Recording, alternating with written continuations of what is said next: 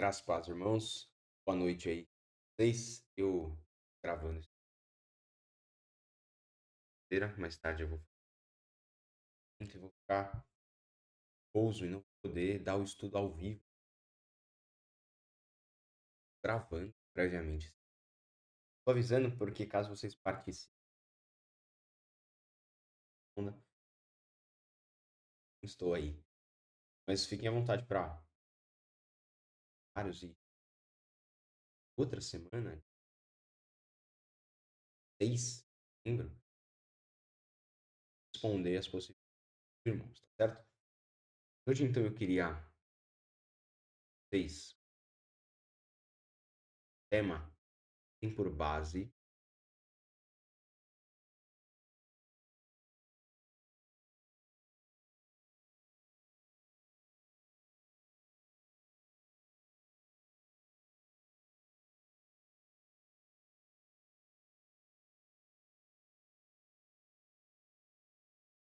Mas eu ia mostrar o livro.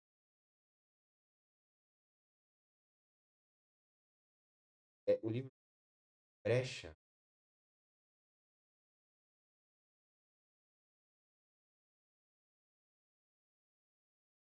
Kevin DeYoung. Para esse estudo hoje,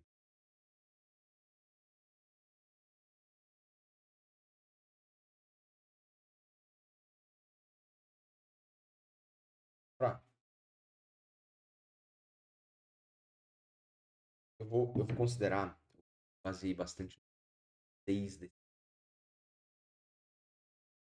a empenho, a energia do espírito é abastecida pela fé. A ideia é continuarmos aquilo que nós vimos na semana passada. Falamos que é possível ser santo, né? E assim, a vocês alguns equívocos e conclusões acerca do Evangelho das Escrituras, de certa forma, contribuem para que a gente pense que não é possível que nós sejamos santos. Então, falamos sobre a diferença entre sobre a diferença entre boas obras e trapos de muito correto do que falamos sobre pecadinho e pecadão, falamos sobre reconhecer que é possível tanto agradar quanto Deus. Nessa semana, então, nós vamos em uma outra direção, vamos aprender essa nossa santificação e demonstrar para vocês como o Espírito, o Evangelho e a fé nos levam. Às vezes nós somos superficiais no nosso momento e a gente faz igual o jogador, né? Entre futebol, assim, por exemplo, se alguém você, você é ansioso, não, entrega tudo apenas. E a pessoa, tá bom, mas como é que funciona essa entrega, né? Eu posso pedir para iFood, deixo lá nos Correios, né? Enfim, como é que funciona essas... Igual você ir no mecânico, o cara vai dizer, ó, para você resolver isso aí, você aperta a vela de ignição. Para assim, né? Olha pro cara, beleza, e aí? E esse negócio aí de vela de ignição, como é que aperta isso aí? Então, considerando o nosso assunto, como que a gente pode servir na força suprida por Deus e não na nossa própria força? Significa que nosso empenho rumo à santidade deve ser energizado pelo Espírito, impelido pelo Evangelho e abastecido. Então, é isso que a gente vai considerar. Tá orando? Pedimos, Senhor, nesse instante que Tu nos abençoes, Senhor, nos conduza na medida que consideraremos a palavra e as dela para nós sejamos santos como o Senhor é, torna-nos mais parecidos contigo na medida em que nós somos impulsionados, Senhor, velho, fé e pelo Teu Santo Espírito. Estamos confiados em Ti. Então, nós dizemos que a santidade começa com nós permitir, ou quando nós deixamos o Evangelho é apoderado do nosso coração, ou quando nós damos nosso sangue, assim, quanto a crer no Evangelho, ou quando nós morremos, Mas o grande ponto é como é que qualquer uma dessas práticas, como é que Deus usa o Espírito, o Evangelho e a fé para tornar a possibilidade que pretende essa noite. E aí, para isso, a gente vai além de começar.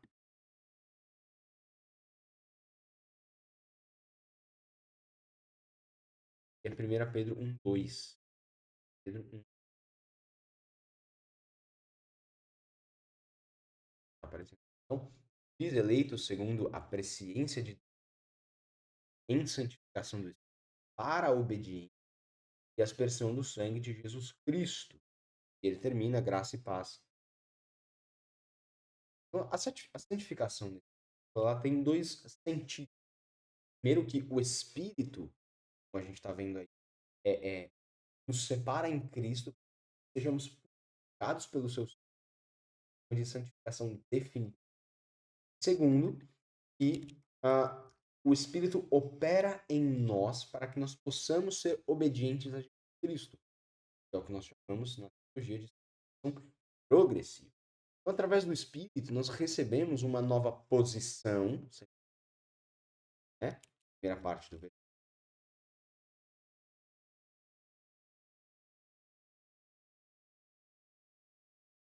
Agora. Então, através do Espírito, nós recebemos uma nova posição e somos infundidos com um novo poder. Ou então, para usar a linguagem de Paulo, já que nós não estamos mais na carne, sim no Espírito, pelo mesmo Espírito, nós devemos mortificar os feitos da carne. Paulo vai dizer isso em Romanos 8, de 9 a 13. Mas como é que isso, então, acontece de fato? Como que o Espírito opera em nós para que sejamos santos? Né? O ponto não é dizer que a igreja fica na rua Paulo César. Como que eu faço para chegar lá, da onde eu estou aqui? Então, primeiro, o Espírito nos fortalece, Efésios 6,16, estáis fortalecidos com poder mediante o seu Espírito, o homem anterior. Então, o Espírito nos fortalece com poder no íntimo do nosso ser, é um poder capaz de gerar fruto. Normalmente, a obra do Espírito está associada a poder. A gente está estudando Atos nos nossos cultos. Em Atos 1:8, eles poderam descer sobre nós o Espírito. Por isso as igrejas as neopentecostais fazem essa relação de uma forma até exagerada e evidentemente equivocada. Mas, seja como for, esse poder ele pode ser sim manifestado em sinais e maravilhas, dons espirituais para a edificação do corpo, como a gente viu em Atos 2. Mas também o poder do Espírito se manifesta na capacidade de gerar fruto. E esse Espírito é o mesmo que pairou sobre a face do abismo. É o mesmo que dá aos crentes o novo nascimento, fica lá Nicodemos, João 3. É o Espírito que age para nos capacitar, como diz o texto, lá no nosso íntimo coração, que é a sede das nossas vontades, paixões, emoções, sentimentos, enfim, consequentemente das nossas ações e pensamentos. É lá que o Espírito então trabalha para que nós então resistamos a pecados que antes nós não conseguiríamos. Mas o Espírito também faz isso sendo luz. João 16 a 11, 16 a 11 nos diz o seguinte: mas eu vos digo a verdade, convém-vos que eu vá, porque se eu não for, o Consolador não virá para vós outros. Porém, eu for, eu vou-lo enviarei. Se ele vier, convencerá o mundo, a palavra, do pecado, da justiça, do juízo. Do pecado, porque não crê em mim. Da justiça, porque vou para o Pai, e não me vereis mais. Do juízo, o príncipe deste mundo já está julgado. Então, o Espírito, ele nos ensina aquilo que é verdadeiro e nos ajuda a distinguir entre aquilo que é bom e aquilo que é melhor do que bom.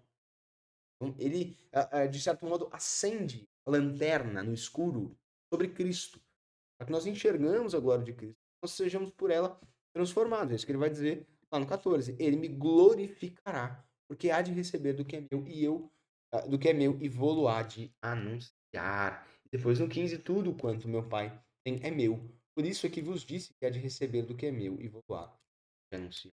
Então, um outro texto conhecido, inclusive, 2 Coríntios 3,18, ele diz: e todos nós, com o rosto desvendado, contemplando como por espelho a glória do Senhor. Somos transformados de glória em glória na sua própria imagem, como pelo Senhor. E é nesse sentido, de ver a glória do Senhor, dessa iluminação que o Espírito coloca sobre Cristo, que nós então seremos completa e perfeitamente transformados no céu. Então, o Espírito, ele o faz de diversas formas. Ele é luz de diversas formas. Pondo o pecado para que nós possamos reconhecê-lo e ignorá-lo. Ele ilumina a palavra para que nós consigamos entender o seu significado, captar suas implicações. E remove o véu, que a gente acabou de ler, para que nós possamos contemplar a glória de Cristo e nos tornarmos semelhante àquele a quem contemplamos. Então, o Espírito, ele nos santifica ao revelar para nós o pecado, a verdade e a glória de Cristo. Se a gente fecha os nossos olhos para essa luz, então estaremos rejeitando a obra santificada disso. Temos as trevas de a luz.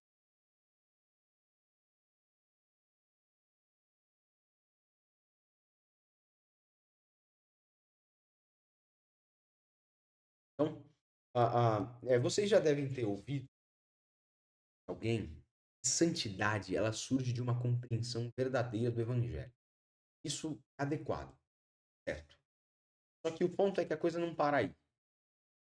A nós precisamos ser mais específicos com relação à santidade que surge de uma compreensão verdadeira do evangelho. Como que exatamente as boas obras surgem das boas novas? É o segundo ponto da nossa aula que a gente. E essa é a ideia que a gente encontra lá em Romanos 12, 1 a 2. E, inclusive, nós lemos no nosso culto, domingo, Romanos 12, dentro do ofertório. O texto diz: Rogo-vos, pois, irmãos, pelas misericórdias de Deus, que apresenteis o vosso corpo, sacrifício vivo, santo e agradável a Deus, que é o vosso culto final. Não vos conformeis com este século, mas transformai-vos pela renovação da vossa mente, e experimenteis qual seja a boa, agradável, perfeita vontade de Deus. Talvez esse pois aqui seja a palavra mais importante do texto bíblico, desse aqui. Porque, junto com a sentença seguinte, né, as misericórdias de Deus, Paulo aqui está resumindo o que disse nos 11 primeiros capítulos. E existe uma estrutura muito clara na carta de Paulo, especificamente em Romanos. Paulo começa falando sobre o pecado, ele fala como que a gente é liberto, então, dessa condição pecaminosa que nos leva à morte, pela obra de Cristo Jesus, pela eleição, pela expiação, pela justificação. Ele vai falar lá no 8 sobre adoção, sobre perseverança, sobre glorificação, enfim. E aí ele vem aqui no 12 e diz: olha, com base em tudo isso, vocês eram pecadores, Cristo salvou vocês e agora caminham para o céu. Vocês façam isso. Pelas misericórdias de Deus, apresentem. Não quer dizer que é uma troca. Deus faz isso e nós agimos em obediência, em gratidão, mas é algo que deve acontecer naturalmente. Quando nós somos gratos, quando nós nos tornamos menos propensos a nos atolarmos enfim, quando nós somos gratos, nós nos tornamos menos propensos a andarmos inadequadamente. E a humildade e felicidade que brotam da gratidão, elas têm a tendência à entrada daquilo que é vulgar, inconveniente ou mal, especificamente pela falta de lugar, pela substituição do comportamento. Aquilo que era inadequado deu lugar a algo que é adequado. Agora o que é inadequado não tem mais onde tem lugar. Mas o evangelho também auxilia a nossa busca pela santidade, dizendo pra gente qual que é a verdade a nosso respeito. Veja, não é só mostrando a nossa pecaminosidade, mas é nos mostrando que apesar da nossa pecaminosidade, Deus nos amou em Cristo Jesus de modo que não há mais nenhuma condenação. Jesus, que a lei do Espírito da vida em Cristo Jesus te livrou da lei do pecado. Mesmo que ao pecar você reconheça o ódio de Deus a isso, também deve se lembrar, Jesus ressuscitou, ele habita em você. Verso 11, se habita em vós o Espírito daquele que ressuscitou a Jesus dentre os mortos, esse mesmo que ressuscitou a Cristo Jesus, vivificará o vosso corpo por meio do seu Espírito. Você também vai se lembrar que você é um filho verdadeiro de Deus. Né? O próprio Espírito testifica com o nosso Espírito que nós somos filhos herdeiros, herdeiros de Deus, co-herdeiros com Cristo. Também com ele seremos justificados. E você também vai se lembrar que nada pode separar você do amor de Jesus, nem a vida, nem a morte, nem a vida, nem os anjos, principados, presentes, e poderes, altura, profundidade, nem qualquer outra criatura poderá, Deus que está em Cristo. Por tudo isso, então, vai dizer o autor aos Hebreus, reconhecendo a obra de salvação que foi feita na nossa vida, o que nós devemos fazer para chegar piedamente, termos misericórdia e acharmos graça para fortuna. Então é assim que o Evangelho impulsiona a nossa busca. O Espírito nos dá a energia, o poder, como a gente viu. O Evangelho nos impulsiona nessa busca da verdade e a fé, ela abastece. É isso que nós vamos falar agora. A fé, ela é central. E, de alguma forma, todos nós. A justificação, ela vem pela fé, independentemente das obras da lei. Agora, qual que é o papel da fé? Agora que nós já nos convertemos. Será que a fé, a luta do crescer em santidade, ela não faz parte do exercício da fé? De modo algum. Nós somos justificados pela fé e é pela fé que nós buscamos. A fé opera em ambos. Confiar no Evangelho e crer naquilo que a Bíblia diz, ter a nossa posição santos em Cristo. Mas na busca por santidade, também precisamos contemplar mais do que os atos passados de redenção. A gente precisa olhar adiante, confiar na graça futura que nos é prometida pelo Senhor. Predestinação, expiação e não são os únicos remédios.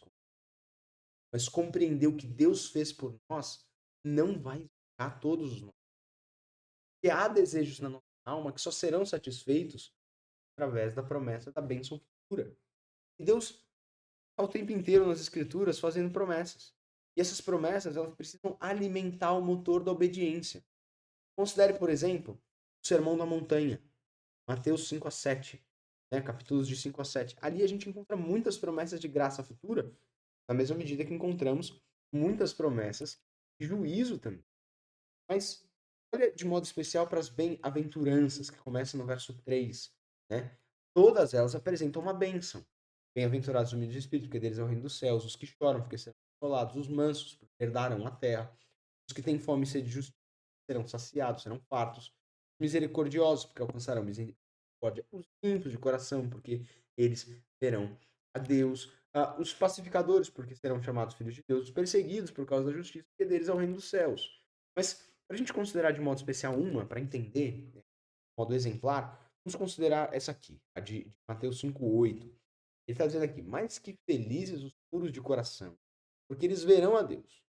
Quais são as implicações dessa promessa? O ponto é, quando você for tentado a colocar algo impuro diante dos seus olhos, lembre-se de que os puros é que com os seus olhos verão a Deus.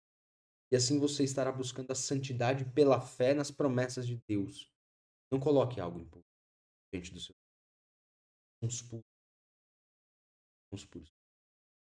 Mas, na mesma medida que a bênção em caso de obediência, a maldição em caso de desobediência. Nós estamos num pacto. E neste pacto, a coisa significa bênção, então, quando a obediência, e maldição em caso de desobediência. Pela graça. É aqui que está a boa notícia do Evangelho. Pela graça, nós estamos imputados na obediência. Nós não obedecemos. Somos falhos. De fato, nós, se não fosse a obra de Cristo, nós, nós fracassamos, né? Mas nós estamos imputados na obediência. Eu, servo justo, vai dizer Isaías 50. Eu, servo justo. Mas aos desobedientes, lhes caberá, então, as maldições e os juízos descritos por toda a Escritura. Perceba que, além da graça futura, qual nós devemos ter fé, vai abastecer a nossa busca, nós podemos falar de ter fé na palavra de Deus, e essa é a essência da batalha espiritual. Porque Satanás é o pai da mentira. Sua arma é o engano. Ele mente acerca de Deus, acerca do pecado. acerca do perdão, acerca da Bíblia. E resistir ao diabo não tem nada a ver com casa mal assombrada, com cabeça girando, né, no pescoço, enfim, filme de terror. O diabo tem a ver com fé, tem a ver com confiar na verdade, não nas mentiras. E é disso que trata Efésios 6. Ele vai dizer lá, cada texto, mas ele diz aqui, ó, revestir toda a armadura para poder ficar firmes contra as ciladas do diabo, porque e a carne, mas principados e poderes, dominadores, as forças espirituais, né? Portanto, tomai toda a armadura de Deus, para que vocês resistam no dia mal, depois de teres vencido, permanecer na palavra. É que ele começa, olha, cinja-se da verdade, ou com a cinja com a verdade, se vista com a couraça da justiça, use patos, sapatos do evangelho da paz, é, use, né, o escudo da fé, com o qual podereis apagar todos os dardos inflamados do maligno. Use também, né? Coloque aí o capacete da salvação, empunhe a espada do Espírito, que é a palavra de Deus. Então, nessa batalha espiritual, você fica firme contra as ciladas do diabo. De modo especial, a gente destaca essas aqui, ó, né? O cinto da verdade, o escudo da fé, a espada do Espírito, que é a palavra de Deus, né? Então, aqui é o Paulo mostrando à igreja em Éfeso e para nós também que o meio pelo qual nós ficamos firmes contra as ciladas de Satanás é a firmeza na palavra. Então, para a gente terminar, eu aqui, pareceu rápido, mas também, de qualquer forma, para a gente caminhar aqui para o final, nós precisamos considerar finalmente algumas outras fazer. Olha, o Espírito capacita a nossa possibilidade.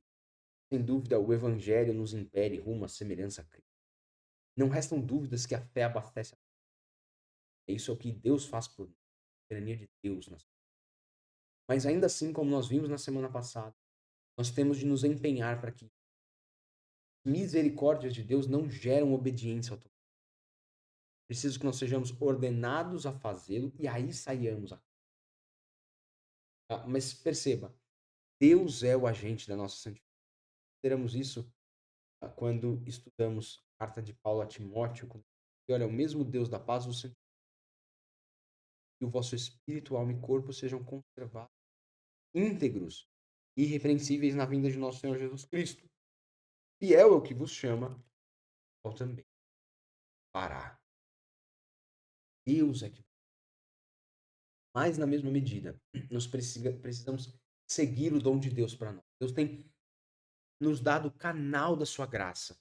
Como se nós, gosto dessa imagem, né? A gente abre a torneira, mas não é a gente que faz cair água, entendeu? A água tá lá, mas a gente abre a torneira. É a gente que acende o interruptor da tomada e a luz acende. Não é a gente que fornece a luz, nós que permitimos que a luz apareça. Então, basicamente esse é o processo. Nós nos coloquemos no meio da graça de Deus. A graça de Deus está sendo derramada, né? É como um rio que vai correndo, mas você precisa se jogar lá no meio. A responsabilidade, né, é essa. Nós corrermos atrás, nós corrermos a carreira que nos... O Novo Testamento, ele testemunha de forma muito consciente que o crescer na piedade requer empenho da parte do cristão. Esse foi o nosso assunto na semana passada, mas só para a gente fazer o equilíbrio aqui, eu não vou ler texto por texto, mas vou citar e podem aí considerar. Não vai demorar muito. Mas, ó, Romanos 8,13 afirma que pelo Espírito nós precisamos mortificar os atos da carne. Só a linguagem ativa. Efésios 4, 22 a 24 nos instrui a nos despir do velho homem e nos revestirmos do novo homem. Colossenses 3,5 ordena que nós façamos morrer o que pertence à natureza terrena em nós. 1 Timóteo 6,12 nos insta, nos impulsiona combatermos o bom combate. Lucas 13:24 nos exorta a nos esforçarmos por entrar pela porta estreita. 1 Coríntios 9:24-27 fala de nós corrermos a corrida, disciplinarmos o corpo. Filipenses 3, de 12 a 14, fala a respeito de prosseguirmos, de avançarmos para o alvo, para o prêmio da eterna soberana vocação de Deus em Cristo Jesus. 2 Pedro 1,5 nos ordena que nos empenhemos, né? A parcela daquele crente que é nascido de novo, segundo Pedro diz, é afadigarmos, esforçarmos o máximo, segundo a eficácia, à medida em que Cristo opera poderosamente. Nós jamais, então, podemos nos esquecer que, de acordo com Jesus, a recompensa da vida eterna, sim, eles que... Então, santificação não acontece por meio de um render-se, mas sim por um empenho, labor que é possível de Deus. Por isso, nós não precisamos ser cristãos derrotistas, que acham que não tem jeito nenhum na vida, mas nós precisamos ir lá e confiados nessas três verdades, na busca por santidade que é energizada aí, a busca que é energizada pelo Espírito, é impulsionada pelo Evangelho, que é abastecida pela fé, nós precisamos então lutar, guerrear, vencer. E é assim que a Escritura nos ensina a buscarmos a nós. Deus, então, os abençoe. Vamos orar mais uma vez para nós encerrarmos o estudo dessa quarta-feira. Louvamos, Senhor, pela tua palavra, teu Espírito, pelo Evangelho. O poder que flui do teu Espírito, capacitando para a santificação, pelas boas notícias do Evangelho, na qual nós nos apoiamos e nos impulsionamos para buscarmos a perfeição. E, Senhor, a nossa fé nos abastece e enche o nosso tanque para que nós possamos, de fato, ir correr a carreira. Pedimos que o Senhor continue de modo extraordinário a satisfazer estas necessidades, nos auxiliar e nos fortalecer nessa busca, em que o Senhor também nos impulsa a realizarmos aquilo que devemos realizar e obedecer. Então, nós sejamos santos na medida que o Senhor é. Sejamos como o nosso padrão da santidade. Nós reconhecemos que podemos ser santos, nós o seremos se obedecer. Pedimos que o Senhor nos abençoe e conduza. Oramos em nome de Jesus. Bom, meus irmãos, é isso. Deus abençoe. Lembrem-se aí das nossas habilidades do fim de semana, aula pastoral, de noite ceia, né? Parei de participar. Mais que Deus abençoe. Orem pelo também trabalho de sábado, no dia 2, às 3 horas, quando um grupo de irmãos fará trabalho de evangelização. Certo? Mais que Deus abençoe. Desejo aí um bom final de quarta-feira a todos e um bom resto de semana também. Tchau.